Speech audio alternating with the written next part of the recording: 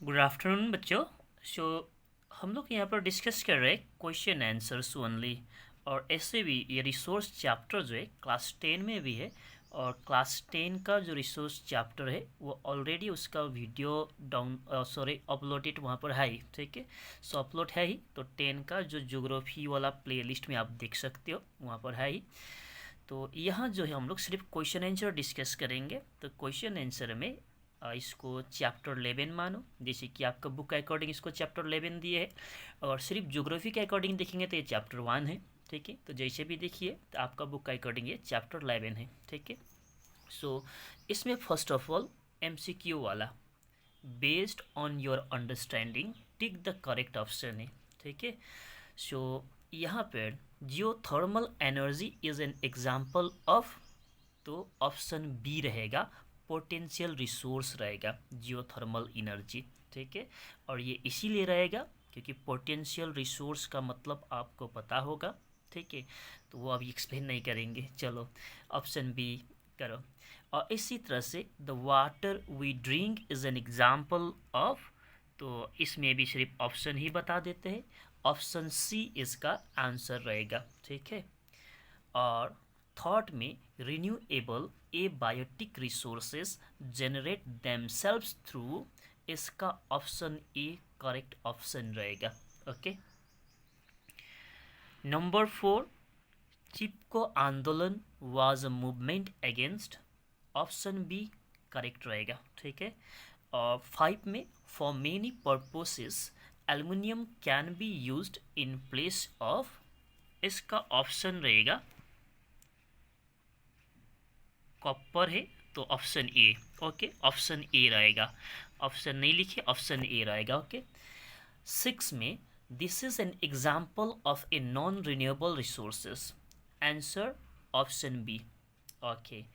7 में this resources play a vital role in the utilisation and development of natural resources, answer option B. 8 में most of these resources can be renewed through a cycle flow process or a reproductive process, answer option B, ठीक। 9 में non renewable resources can only be exploited if, answer option A। 10 में an aspect of human resources that can be considered in determining their importance, correct answer option C। Now answer the following in one sentence, okay। One sentence में answer लिखना है, generally 1 mark का ही question आता है, okay. Define resources में, okay. तो answer लिख दिए, anything which can fulfil human need is called resources, example आप एयर वाटर जो भी आप दे सकते हो रिसोर्सेस में, एग्जाम्पल जो ह्यूमन के लिए यूज़फुल हो। और इतना जो आंसर है इनफ है, क्योंकि वन सेंटेंस में लिखना है।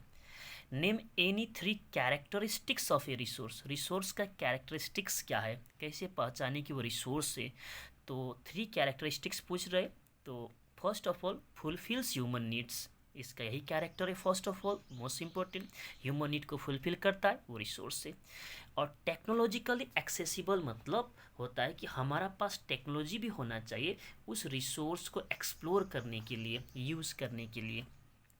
Culturally acceptable means culture, that means society उसको एक्सेप्ट भी करना चाहिए, ठीक है। अगर सोसाइटी या तो कल्चर उसको एक्सेप्ट नहीं करता है तो वो जनरली रिसोर्स नहीं होता है।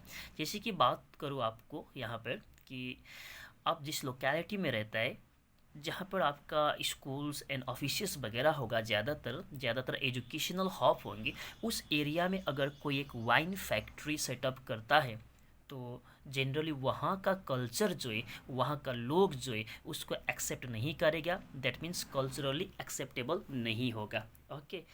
तो ओके, इसी तरह से what are abiotic resource बोल रहे हैं, ऑल नॉन लिविंग रिसोर्सेस बस are called abiotic resources, example air water.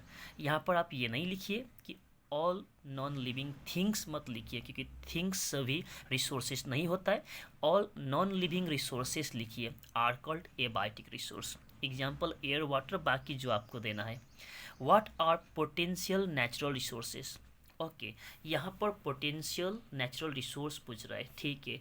Resources which are present in an area but have not been utilised is called potential resources, है ना। किसी एक area में है वो रिसोर्स, बट उसका fully utilisation नहीं हो पा रहा है। जैसे कि राजस्थान एंड गुजरात में एनफ पोटेंशियल है विंड एंड सोलर एनर्जी का, किंतु उसको हम लोगों ने फुल्ली यूज़ नहीं कर रहे, तो वो ऐसा रिसोर्स को पोटेंशियल रिसोर्स कहते हैं। नंबर 5 में, which two aspects of human resources are to be considered in determining their importance। Okay, human resource का इंपॉर्टेंस यहाँ पर पूछ रहे हैं, ठीक है। तो फर्स्ट ऑफ ऑल तो there must be enough human to exploit the natural resource, लोग भी तो चाहिए रिसोर्स को एक्सप्लॉइट करने के लिए। और second, they must have the techniques to utilise resources, हम लोग का पास टेक्नोलॉजी भी होना चाहिए, MOST नहीं MUST करो उसको, ठीक है। दे मस्ट MUST, टेक्नोलॉजी भी हमारा पास होना चाहिए उस रिसोर्स को यूज़ करने के लिए। अब answer the following question in brief, तो ब्रीफ मतलब शॉर्ट में लिखना है, ओके। जनरली 2 मार्क्स का होगा। तो इसमें देखिए, what are characteristics necessary to become resource, resource बनने के लिए क्या क्या कैरेक्टरिस्टिक्स चाहिए। तो फर्स्ट तो यही है, it must fulfil human needs. Secondly, it must be economically feasible, technologically accessible, culturally acceptable. Economically feasible means हमारा पास मनी होना चाहिए उस रिसोर्स को एक्सप्लोर करने के लिए। टेक्नोलॉजिकल एक्सेसिबल मीन्स हमारा पास वो टेक्नोलॉजी होना चाहिए उस रिसोर्स को यूज़ करने के लिए। कल्चरली एक्सेप्टेबल मीन्स वो कल्चर जो है, सोसाइटी जो है, उस रिसोर्स को एक्सेप्ट करना चाहिए, ठीक है। इसी तरह से आप लिखोगे तो बेटर रहेगा। How are biotic resources different from abiotic resource, ये तो आप अपने से लिख सकते हो। Biotic resources are living resource, for example plant and animals. Abiotic resources are non living resource, for example air and water. जो डेफिनेशन में हम लोगों ने पढ़े हैं, बायोटिक रिसोर्स क्या है, एबायोटिक रिसोर्स क्या है, उसी में से आप कोई भी पॉइंट उठा के डाल दो इसमें। Second, what factors determine actual use of resources. Actual use of resources, resource का जो एक्चुअल यूज़ जो है वो किस तरह से हम डिटरमाइन करेंगे। तो actual use of resource depend on their accessibility, that means resource का यूज़ जो है ये डिपेंड करता है फर्स्ट ऑफ ऑल तो एक्सेसिबिलिटी, क्या वो अवेलेबल है, एक्सेसिबल है, या बहुत दूर अंटार्कटिका में, अंटार्कटिका में जो रिसोर्स है उसको हम कैसे यूज़ करेंगे, जो दूसरा मून में है, कहीं और सैटेलाइट में है, प्लानिट में है, उसको हम कैसे यूज़ करेंगे। तो एक्सेसिबल होना चाहिए, ठीक है। The cost of development and utilisation, उसका डेवलप करने के लिए, यूटिलाइज करने के लिए जो खर्च लगता है वो भी तो आपका रीजनेबल होना चाहिए, आपका पास उतना पैसा होना चाहिए। और इसी तरह से टेक्नोलॉजी भी आपका पास अवेलेबल होना चाहिए। और मार्केट कंडीशन, मार्केट में डिमांड क्या है, जिस चीज़ का मार्केट में डिमांड ही नहीं है उस रिसोर्स का, तो फिर कोई मतलब ही नहीं बनता है, तो मार्केट में उसका डिमांड भी होना चाहिए। ऐसे तरह से how do some renewable resources become non renewable, explain with example. कुछ रिन्यूएबल रिसोर्सेस से ये नॉन रिन्यूएबल बन जाते हैं, ठीक है। तो एग्जाम्पल के साथ बताना है, some renewable resources become non renewable, ठीक है, if they are destroyed by the bad management. That means management bad होगा, ठीक है, बैड मैनेजमेंट होगा, इम्प्रॉपर प्रैक्टिसेस रहेगा, ठीक है, प्रॉपर प्लानिंग नहीं रहेगा, तो रिन्यूएबल रिसोर्सेज भी तो अनलिमिटेड तो नहीं है, ये भी तो ख़त्म हो जाएगा। दैट मीन्स बैड मैनेजमेंट के कारण, ठीक है, ये जो रिन्यूएबल रिसोर्सेज जो है वो भी नॉन रिन्यूएबल बन जाते हैं। फॉर एग्जांपल USA का सम फार्मलैंड जो है ये टॉप सोयल जो है इसका लूज होने के कारण, ठीक है, टॉप सोयल लूज हुआ है बैड मैनेजमेंट के कारण, और वो एक तरह से वो भी नॉन रिन्यूएबल बन चुका है। Okay, what is the human made resource. Human made resource very easy है। तो जनरली नेचुरल रिसोर्स जो होता है इसी को मॉडिफाई करके, ठीक है, नेचुरल रिसोर्स को मॉडिफाई करके दैट मीन्स चेंज करके इसको दूसरा फॉर्म में जब चेंज किया जाता है तो वही ह्यूमन मेड रिसोर्स होता है। जैसे कि कहने का मतलब कि ह्यूमन बींग जो है, जैसे कि ह्यूमन बींग बना रहे मोबाइल फ़ोन, टेलीविजन, है ना। तो मोबाइल फ़ोन जो है आउट ऑफ नथिंग से तो बनाए नहीं है ना, हवा में से तो मोबाइल फ़ोन बनाए नहीं है। तो मोबाइल फ़ोन बनाने के लिए कुछ तो मटेरियल यूज़ किए, वो मटेरियल तो नेचुरली है, ठीक है। नेचुरल मटेरियल को ही मॉडिफाई करके, दैट मीन्स कन्वर्ट करके इसको दूसरा फॉर्म में चेंज करते हैं ह्यूमन बींग, ठीक है।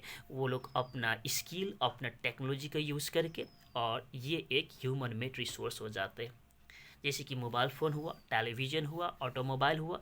तो मोबाइल फ़ोन नेचुरल रिसोर्स तो है ही नहीं, ठीक है, क्योंकि ये तो नेचर ने तो बनाए नहीं है, ये तो ह्यूमन बींग ने बनाए। और ह्यूमन बींग ने कैसे बनाए, नेचुरल मटेरियल को ही कन्वर्ट किया दूसरा फॉर्म में, जैसे कि प्लास्टिक होगा, है ना, और इसी तरह से लेदर होंगे, ये सारा चीज़ को मॉडिफाई करके दूसरा फॉर्म में अपना टेक्नोलॉजी या तो स्किल यूज़ करके दूसरा फॉर्म में कन्वर्ट किया। Okay, answer the following questions in detail बोल रहा है। Okay, what are natural resources, how are they classified.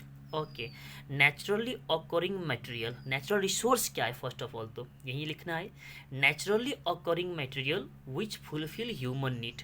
जितना भी नेचुरली ऑकरिंग मटेरियल है, ठीक है, तो अगर वो ह्यूमन नीड को फुलफिल करता है तो वो नेचुरल रिसोर्सेज से, naturally occurring material human need को फुलफिल करता है तो नेचुरल रिसोर्स से, ठीक है।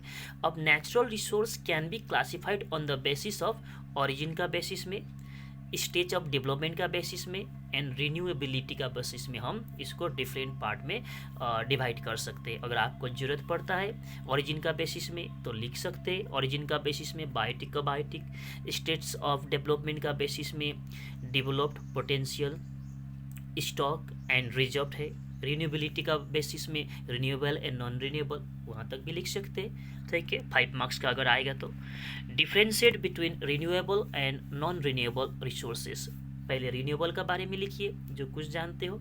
रिसोर्सेज कैन बी रिन्यूड और replenished, all living resources are renewable resources because they have reproductive capacity. जितना भी लिविंग रिसोर्स है वो रिन्यूएबल है ही, क्योंकि वहाँ रिप्रोडक्शन होता है, ठीक है। रिप्रोडक्शन होता है तो न्यू वन बनते रहते हैं, तो वो इजीली ख़त्म नहीं होता है, तो रिन्यूएबल कहते हैं इसको। और इसी तरह से एयर, वाटर, सनलाइट को भी रिन्यूएबल रिसोर्स कहते हैं, क्योंकि इसका स्टॉक जो है अनलिमिटेड है। अब नॉन रिन्यूएबल रिसोर्स जो है they are either not replenishable और may take million of years to be renewed.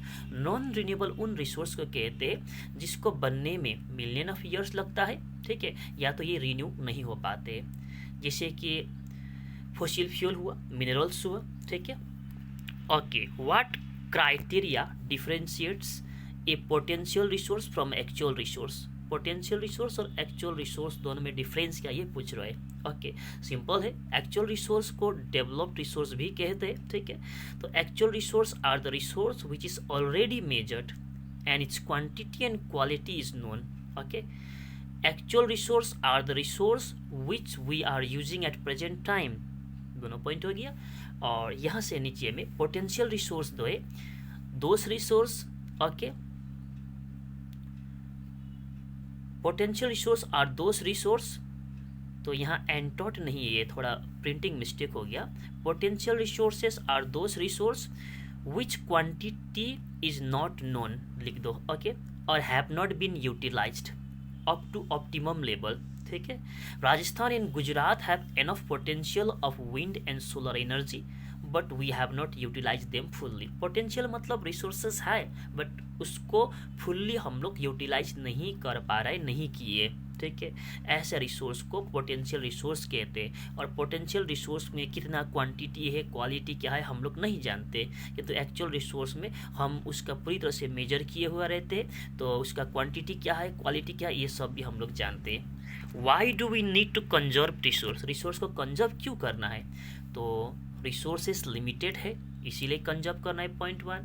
Number 2, resources human का सर्वाइवल के लिए मोस्ट इम्पॉर्टेंट है इसीलिए कंजर्व करना है।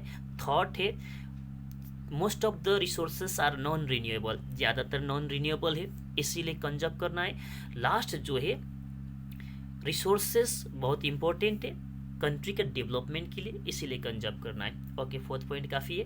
अब फिफ्थ में देखिए what should be done to conserve and sustain resource development, तो रिसोर्स को कंजर्व करने के लिए क्या करना चाहिए, अवेयरनेस क्रिएट करना चाहिए लोगों में। नंबर 2, इम्पोर्टेंस हम लोग दे सकते हैं रिन्यूएबल रिसोर्स को। नंबर 3, रिसोर्स को प्लान्ड मैनर में यूज़ करना है। नंबर 4, 3R फॉर्मूला को हम अडॉप्ट कर सकते हैं, जैसे कि रिसाइकल, रिड्यूस एंड रीयूज। ठीक है, तो इतना ही है आपका ये चैप्टर जो है क्वेश्चन आंसर सॉल्व्ड। ओके, हम लोग नेक्स्ट टाइम डिस्कस करेंगे हिस्ट्री का चैप्टर 1 या तो सिविक्स का चैप्टर 1। Okay, thank you.